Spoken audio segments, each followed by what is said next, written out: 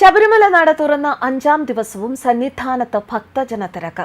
ഇന്ന് പുലർച്ചെ 3 മണിക്ക് നട തുറന്നപ്പോൾ വലിയ ഭക്തജന തിരക്കാണ് സന്നിധാനത്ത് അനുഭവപ്പെട്ടത്. പുലർച്ചെ പെയ്ത കനത്ത മഴ ഭക്തരുടെ മലകയറ്റത്തെ സാരമായി ബാധിച്ചു.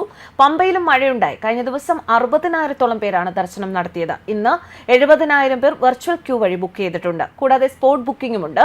1 മിനിറ്റിൽ ഇന്ന് 80 പേരെ 18ാം പടി കയറ്റുന്നുണ്ട്. പോലീസിന്റെ പൂർണ്ണ നിയന്ത്രണത്തിലാണ് സന്നിധാനവും പരിസരവും. അതേസമയം ഇതര സംസ്ഥാനങ്ങളിൽ നിന്ന് വൻ മോഷണ സംഘം പമ്പയിലും സന്നിധാനത്തും എത്തിയതായ വിവരങ്ങൾ.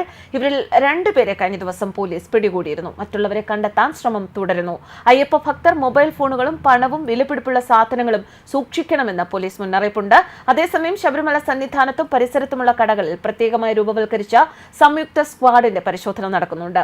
കഴിഞ്ഞ ദിവസങ്ങളിൽ നടത്തിയ സംയുക്ത പരിശോധനയിൽ വിവിധ നിയമലംഘനങ്ങൾക്ക് 77,000 രൂപ പിഴ ഈടാക്കി. ഹോട്ടലുകളിലെ ജീവനക്കാരുടെ ഹെൽത്ത് കാർഡ്, പഴകിയതും കാലാവധി കഴിഞ്ഞതുമായ ഉൽപ്പന്നങ്ങളുടെ വിൽപ്പന എന്നിവയാണ് പരിശോധനയ്ക്ക് വിധേയമാക്കിയത്. സന്നിധാനം ഡ്യൂട്ടി മജിസ്ട്രേറ്റ് SL സജികുമാറിന്റെ നേതൃത്വത്തിലുള്ള സംഘമാണ് സംയുക്ത പരിശോധന നടത്തിയത്. ഹോട്ടലുകളിൽ പ്രവർത്തിക്കുന്ന ജീവനക്കാർക്ക് ഹെൽത്ത് കാർഡ് നിർബന്ധമാണ്. കൂടുതലും ഹോട്ടലുകളിലും ഹെൽത്ത് കാർഡ് ഉള്ളവരാണ് പ്രവർത്തിക്കുന്നത്. അല്ലാത്തിടങ്ങളിൽ ഹെൽത്ത് കാർഡ് കാണിക്കുന്നതിന് 2 ദിവസം അനുവദിച്ചിട്ടുണ്ട്. ഇതിൽ പരാജയപ്പെടുന്നവർക്കെതിരെ ശക്തമായ നടപടി സ്വീകരിക്കും. റവന്യൂ, ലീഗൽ മെട്രോളജി, ആരോഗ്യവകുപ്പ്, ഭക്ഷ്യവകുപ്പ് എന്നീ വകുപ്പുകളിലെ ഉദ്യോഗസ്ഥരാണ് സംയുക്ത പരിശോധനാ സംഘത്തിലുള്ളത്. അതേസമയം ശബരിമലയിലേക്ക് പ്ലാസ്റ്റിക് കൊണ്ടുവരുന്നത് ഒഴിവാക്കണം എന്ന ബോധവൽക്കരണം കാര്യമായ പ്രയോജനം ചെയ്യുന്നില്ല.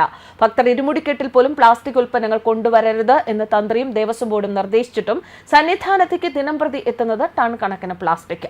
കാനന ക്ഷേത്രമായ ശബരിമലയിൽ പ്ലാസ്റ്റിക് മാലിന്യങ്ങൾ കുമിഞ്ഞുകൂടുന്നത് മനുഷ്യന് മാത്രമല്ല പ്രകൃതിക്കും പക്ഷിമൃഗാദികൾക്കും ഒരുപോലെ ദോഷമാണ്. പ്ലാസ്റ്റിക്കിൽ പൊതിഞ്ഞ ചന്ദനത്തിരി, കർപ്പൂരം, കുരുമുളക് തുടങ്ങിയ പൂജാസാധനങ്ങളും കുടിവെള്ളമടക്കം പ്ലാസ്റ്റിക് പാത്രങ്ങളിൽ ശബരിമലയിലേക്ക് കൊണ്ടുവരുന്നതും പൂർണ്ണമായും ഒഴിവാക്കണമെന്ന് തന്ത്രി നിർദ്ദേശിച്ചിരുന്നു. സംസ്ഥാനത്തും ഇതര സംസ്ഥാനങ്ങളിലുമടക്കം ദേവസ്വം ബോർഡ് വ്യാപകമായ ബോധവൽക്കരണവും നടത്തിയിരുന്നു. എന്നാൽ മണ്ഡലകാല ആരംഭം മുതൽ സന്നിധാനത്തേക്ക് എത്തുന്ന ഭക്തരിൽ ബഹുഭൂരിപക്ഷവും ഇരുമുടിക്കെട്ടിലും അല്ലാതെയും പ്ലാസ്റ്റിക് ഉൽപ്പന്നങ്ങൾ കൊണ്ടുവരുന്നത് തുടരുകയാണ്. സന്നിധാനത്തിന്റെ പല ഭാഗങ്ങളിലായി കുമിഞ്ഞുകൂടുകയാണ് പ്ലാസ്റ്റിക് മാലിന്യങ്ങൾ. 20 മൈക്രോണിൽ താഴെയുള്ള പ്ലാസ്റ്റിക് മാലിന്യം സംസ്കരിക്കാൻ ശേഷിയുള്ള പ്ലാന്റ് സന്നിധാനം പാണ്ടിത്താവളത്തിന് സമീപം പ്രവർത്തിക്കുന്നുണ്ട്.